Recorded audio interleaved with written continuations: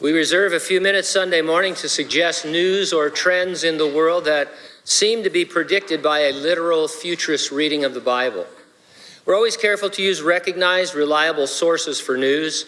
There's a lot of sensationalism regarding Bible prophecy, and we don't want people to discredit what we're talking about because we're using weird sources.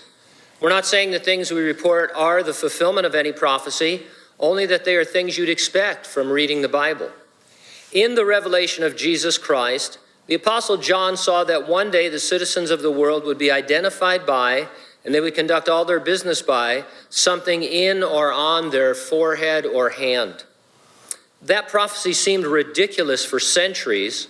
Many even thought it might just be a metaphor, but not anymore. There are any number of biometric technologies fully developed right now that could be implemented globally pretty much overnight.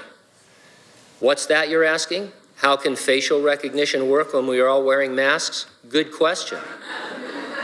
An article posted on biometricsupdate.com was titled, "Innovatrix adds mask detection to face biometrics platform and SmartCone launches COVID tracking solution." Here's some excerpts from this article.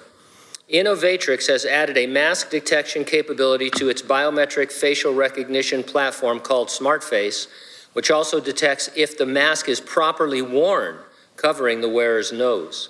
The company says the new feature can send instant notifications or deny entry to people without masks.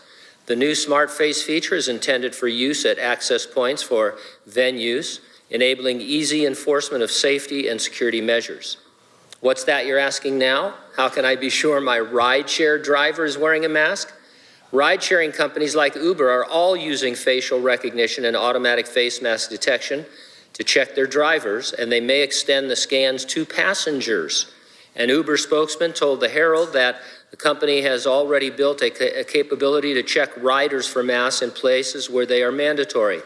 The system involves riders who are reported by a driver to have taken a ride without a mask. They'll be asked for a selfie to confirm they are wearing one before being allowed to book another ride. According to the report, the mask detection feature will be rolled out to the US and Canada this month and then to Latin America. Have you heard of SIM2Pass? SmartCone Technologies is planning to launch a comprehensive biometric solution for web processes to support safe return to work, school, and play, the company has announced. Users can check themselves and family members for COVID-19 symptoms through any mobile phone, tablet, computer, or smart device with a medically recognized, researched, and proven process. Geolocation data from users is continually mapped and updated based on the position of safe, suspected, or infected people. SIM2Pass will be made globally available in the coming weeks and will be integrated into a COVID-19 SmartCone kiosk. This pandemic is causing fear and doubt in millions globally, notes SmartCone CEO Jason Lee. SmartCone's task force with the new back-to-work, school, and play process by SIM2Pass will give people peace of mind knowing they are taking the best precautions available to ensure safe public spaces to coexist. SIM2Pass will support every person to continually monitor their own health and to use their personal map to find safe spaces to visit, says Idea Capital Safe Spaces Corporation CEO Richard Harris. Businesses will identify themselves as SIM2Pass sites and use the SmartCone kiosk as a monitoring system to ensure they remain a safe space. Weird stuff, huh? Here's something to consider. Would these companies be investing millions or even billions of dollars in a technology that wouldn't be needed if we were ever going to return to normal? Does anybody even talk about returning to normal anymore? That happened on May 31st. We were supposed to return to normal, and now it's clear that that's maybe never going to happen in California.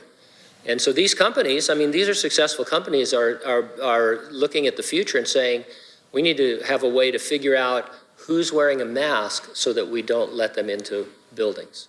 So now, I mean, I feel bad because I was at Save Mart last night and there was a lady in line without a mask. I knew I should have taken her down.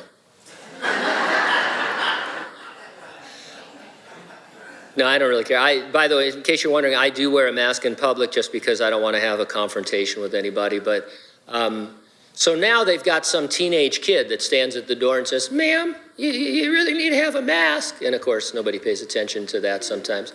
But they're talking about a system by which you'll have to stand in front of a screen at a kiosk and you won't be allowed in if you're not wearing a mask.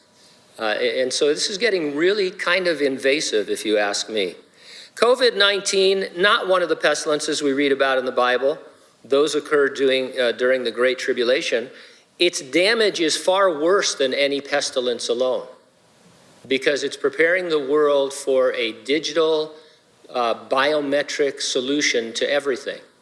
And pretty soon, you'll be identified by something on you.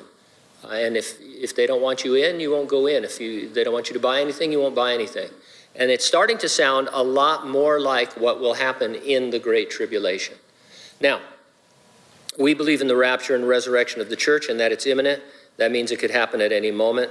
Nothing needs to happen before the Lord returns for the church, and it will happen before the tribulation. But some of this stuff has to be in place as the tribulation begins. We know that Jesus is going to come in the clouds. He'll raise the dead believers of the church age.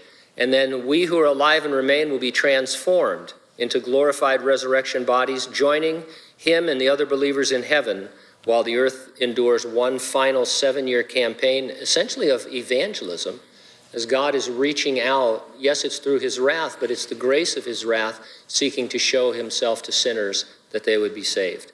So the only question always is, are you ready for the rapture? If not, you need to get ready and stay ready and keep looking up, because, ready or not, Jesus is coming.